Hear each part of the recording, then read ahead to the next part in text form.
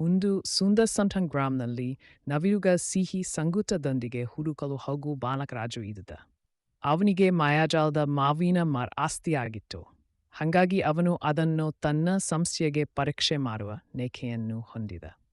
ಕುಟುಂಬದ ಬೆಲೆ ವಿವಲವಾದಾಗ ಆತ ಮರ ಬೆಲೆಯನ್ನು ತಲುಪಿ ಪ್ರಾರಂಭಿಸಿದ. ಮಾವಿನಮ್ಮ, ದಯವಿಟ್ಟು ನನ್ನ ಕುಟುಂಬದ ಮೇಲೆ ಕಪ್ಪೆ ಮಾರಿನ ಹೊತ್ತಿಗೆ ಒಂದು ಹಂಟೇರಿ ಅಕಸ್ಮಾತ್ತಾಗಿ ಬೆಲ್ಲಲು ಆರಂಭವಾಗಿತ್ತು. ಆ ಹಣ್ಣುಗಳಿಗೆ ಅಪೂರ್ವ ಶಕ್ತಿ ಇತ್ತು. ಒಬ್ಬಾಯ್ಕೆಯನ್ನು ತಿನ್ನುವವರು ಅವರ ಬೆರೆಯಾರಿಸುವ ಅದ್ಭುತ ಸಾಮರ್ಥ್ಯವನ್ನು ಪಡೆದರು. ಹಂಗೆ ರಾಜು ಮಾರಿನ ಮೂಲ ಗ್ರಾಮವನ್ನು ಬಲಿಷ್ಠ ಕನ್ಯಾಂಕಕ್ಕೆ ತಲುಪಿಸಲು ಸಹಾಯ ಮಾಡಿದ.